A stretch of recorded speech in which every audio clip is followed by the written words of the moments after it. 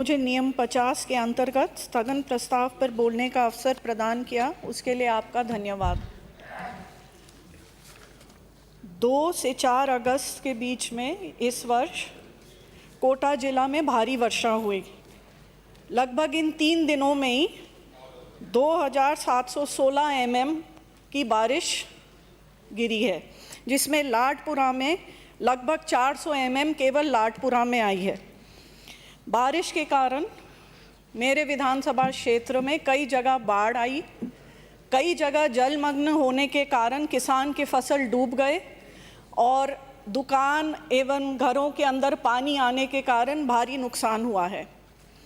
सड़क और पुल भी क्षतिग्रस्त हुए। इसके कारण से कई गांव का संपर्क शहर से टूट गया। समस्या तो काफ़ी आई माननीय अध्यक्ष जी इस बाढ़ के कारण, पर मैं सिर्फ केवल कुछ मुख्य बिंदु आपके सामने रखना चाहती हूँ, जिसके लिए मैंने आपके माध्यम से इस सदन में पहले भी मैंने ये समस्या रखी थी, पर फिलहाल उनका कोई समाधान नहीं हुआ। सबसे पहले मैं रंगपुर पंचायत के गंगाईचा के बारे में कहना चाहती हूँ। ये गांव हर बारिश से बार बार चंबल के किनारे होने के कारण कटता जा रहा है और कई बार प्रशासन को अवगत कराने के बावजूद यहाँ कोई समाधान नहीं निकाला गया है। बार बार मुझे ये जवाब दिया जाता है कि पैसे के कमी के कारण हम यहाँ की सुरक्षा दीवार नहीं बना सकते हैं।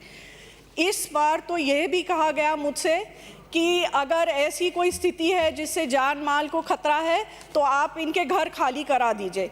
घर खाली तो करा देंगे, पर कहाँ जाएंगे ये ग्रामवासी? इसका प्रबंध किया है कि नहीं प्रशासन ने? इसका कोई जवाब नहीं मिल रहा।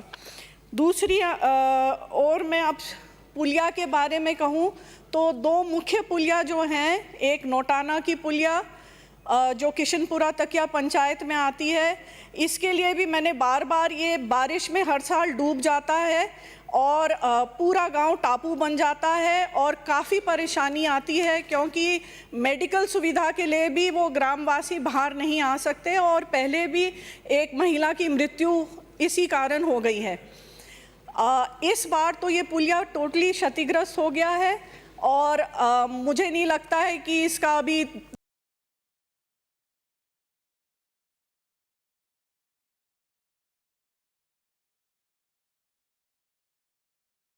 समाधान कर रहे हैं। अभी तो कह रहे हैं कि प्रस्ताव बनेगा, पीडब्ल्यूडी देखेगी, सोचेगी।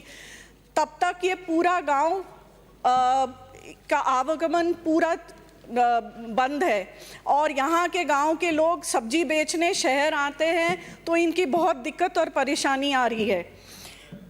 दूसरा जो एक मुख्य पुलिया है वो शामपुरा की पुलिया है जो 28 गाँव को जोड़ती है।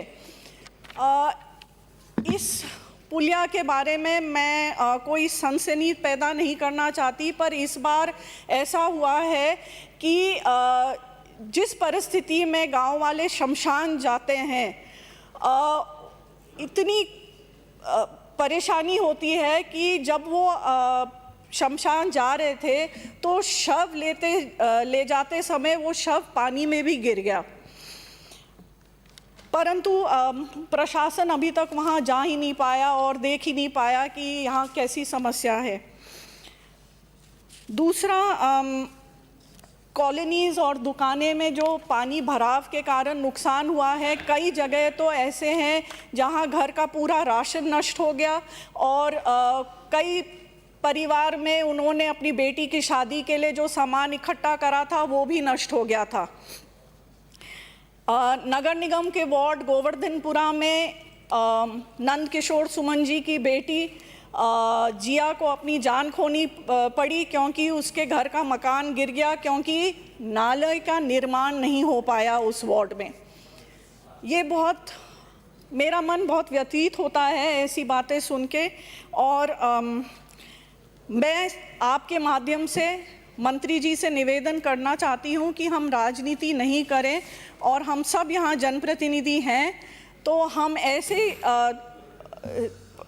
उपाय 2-4 उपाय, बस 1 मिनट, कि जो किसान पे हम समय पाबंद करते हैं कि वो मुआवजा के लिए आवेदन समय सीमा तय करते हैं कि इतने समय सीमा में आप आवेदन करें तभी आपका मुआवजा होगा, उसी तरीके से अगर आप प्रशासन को भी पाबंद करें कि वो एक तय समय सीमा में सर्वे भी करने जाएं ताकि उनका जल्द से जल्द सर्वे हो और उनको मुआवजा टाइम पे मिल जाए।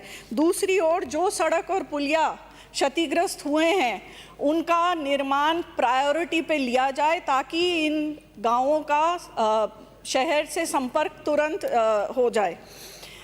तीसरा, जिन मकान में पानी भरने से नुकसान हुआ है और जिन दुकानदार का सामान नष्ट हुआ है उनको भी मुआवजा दिलाने का विचार रखें। माननीय यूडीएच मंत्री से मेरा विशेष आग्रह है, विनम्र आग्रह है कि जिस तरीके से वो कोटा में विकास कर रहे हैं, एक तरफ वो रंगपुर पंचायत में गंगाईचा की ओर भी अपनी दया की दृष्टि रखें और एक सुरक्षा दीवार गंगाईचा में भी बनाए ताकि वो पूरा गांव बच सके। धन्यवाद। श्री नरेंद्र नागर। आदरणीय अध्यक्ष महोदय, आपने ध्यान आकर्षण प्रस्ताव पर बोलने का अवसर दिया, आपका बहुत बहुत आभार। अध्यक्ष महोदय, 15 जून से बरसात का सीजन मानते हैं